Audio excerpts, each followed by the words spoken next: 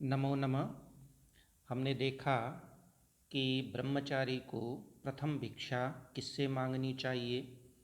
अब इसके बाद बताया जा रहा है कि वह जो भिक्षान्न प्राप्त होता है उसका क्या करना चाहिए। समारत्य तु तदभैक्षं यावदन्नम अमायया निवेद्य गुरुव्यश्नीयादाचम्य प्रांगमुख शुचिः। समारत्य तु तद भैक्षम तद भैक्ष्यम उस भिक्षान्न को समारत्य समारत्य यानी ला करके तद भैक्षम उस भिक्षान्न को भिक्षा में प्राप्त अन्न को समारत्य ला करके यावद अन्नम और जितना अन्न मिला है उतना उतना ही लाना चाहिए। यावद अन्नम का अर्थ है जितना चाहिए उतना ही, अधिक संग्रह न करें।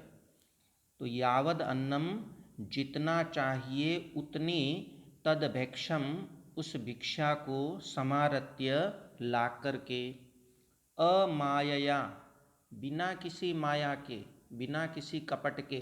ऐसा नहीं होना चाहिए कि अच्छी जो चीज़ है खाने की वो मैं रख लूँ और बाकी गुरु को दे दूँ, न। अमायया बिना किसी कपट के गुरुवे निवेद्य गुरुवे गुरु को निवेद्य समर्पण करे, समर्पण करके और फिर अश्नीयाद आचम्य प्रांग मुख शुचि ही और आचम्य आचमन करके पानी से आचमन करके कुल्ला इत्यादि अच्छी तरह करके शुचि ही पवित्र होकर यानी हाथ पैर इत्यादि धोकर के पवित्र होकर के प्रांग मुख पूर्व दिशा की ओर मुख करके अस्नीयात अस्नीयात खाना चाहिए, भोजन करना चाहिए। तो जितना आपको उदर पूर्ति के लिए अन्न चाहिए उतनी ही भिक्षा लानी है और वह लाकर के बिना किसी कपट के गुरु को समर्पित की जाती है। और गुरु को समर्पित करने के बाद हाथ पैर धो करके पवित्र होकर के फिर आचमन करके पूर्व दिशा की ओर मुँह करके और फिर भोजन करना चाहिए। अब भोजन के विषय में ये सामान्य है, केवल ब्रह्मचारी के लिए नहीं है, गृहस्थ इत्यादि सब के लिए ये सामान्य नियम है। आयुष्यम प्रांग मुखो भुंक्ते यशस्यम दक्षिणा मुखः श्रियम प्रत्यंग मुखो भुंक्ते ऋतम भुंक्ते युदंग मुखः।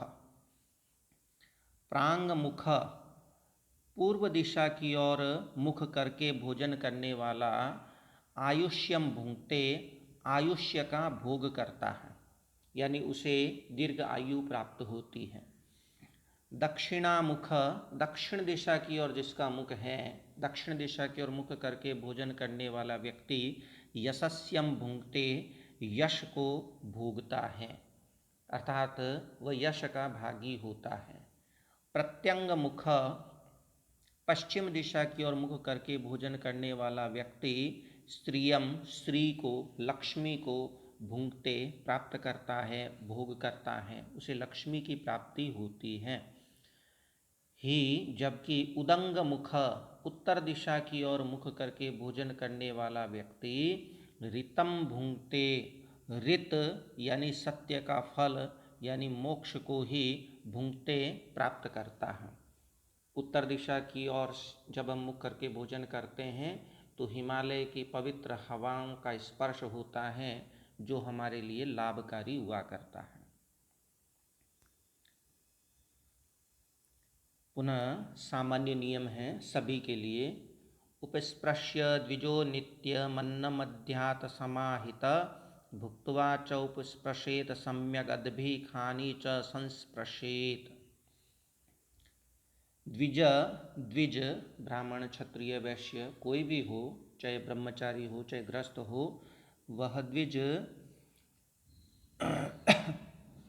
नित्यम उपस्पृश्य नित्य उपस्पृश्य आचमन करके, हमेशा आचमन जरूर करे। तो उपस्पृश्य आचमन करके और फिर समाहित सावधान होकर भोजन करते वक्त कहीं और ध्यान नहीं होना चाहिए, एकाग्र होकर भोजन पे ही ध्यान रहना चाहिए। तो समाहित एकाग्र होकर अन्नम अद्यात, अन्न का अद्यात मने खाए, भोजन करे। और भुक्त्वा च, और भोजन करने के उपरांत, खाने के बाद, उपस्पृशेद सम्यक अदभि, उपस्पृशेद सम्यक, सम्यक यानी भली भांति, जो जैसा जिसका विधान है भली भांति, उपस्पृशेद आचमन करे, कुल्ला इत्यादि अच्छी तरह से आचमन कर लें।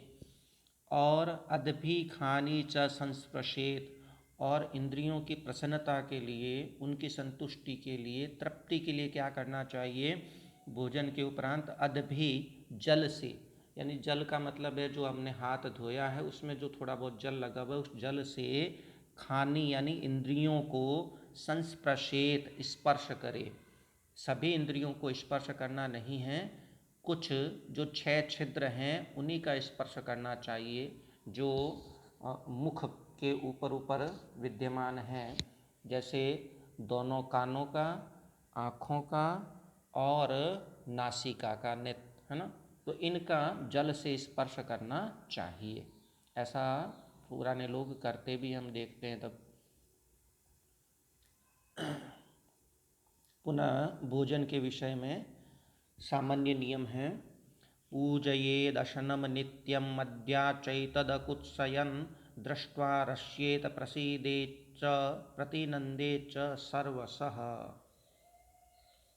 पूजयेद अशनम नित्यम, अशनम भोजनम, भोजन का, नित्यम पूजयेत नित्य पूजन करे। पूजन करने का मतलब ये नहीं है कि उसके अगरबत्ती वगैरह करें, पूजन करने का मतलब है आदर करें, भोजन का हमेशा आदर करें, अनादर कभी नहीं करना चाहिए, जैसे आजकल के बच्चे करते हैं वो अनादर नहीं करना चाहिए। अद्यात च एतद अकुत्सयन, और एतद इसकी, इस अशन की, भोजन की, अकुत्सयन कुत्सा न करते हुए, निंदा न करते हुए, अद्यात भोजन करें कि ये ऐसा है, उसमें ये कमी निकल आई है, मुझे तो ये अच्छा नहीं लगा, इस प्रकार की निंदा न करते हुए अद्यात भोजन करे। दृष्ट्वा रश्येत प्रसीदेच्च, दृष्ट्वा देख करके, भोजन को देख करके, हर्ष्येत हर्षित होना चाहिए, आनंद से विभोर होना चाहिए, आनंदित होना चाहिए। प्रसीदेच्च प्रसन्न होना चाहिए, भोजन जो भी मिले उसको देख करके प्रसन्न होना चाहिए, प्रसन्न होने का मतलब है संतुष्ट होना चाहिए। और प्रतिनंदे च सर्वस, और सर्वस सर्वदा हमेशा, प्रतिनंदे च प्रतिनंदन करना चाहिए, यानी प्रार्थना करनी चाहिए कि मुझे सर्वदा हमेशा भोजन मिलता रहे, इस हेतु प्रतिनंदेत प्रार्थना करनी चाहिए।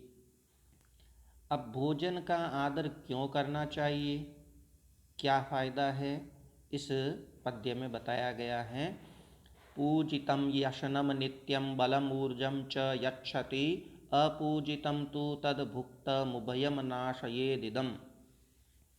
ही अशनम, ही यानी क्योंकि, पूजितम असनम, पूजित असन यानी भोजन, आदर पूर्वक खाया गया भोजन, नित्यम बलम ऊर्जम च यच्छति, नित्यम हमेशा, बलम ऊर्जम च यच्छति बल और ऊर्जा को, यच्छति प्रदान करता है।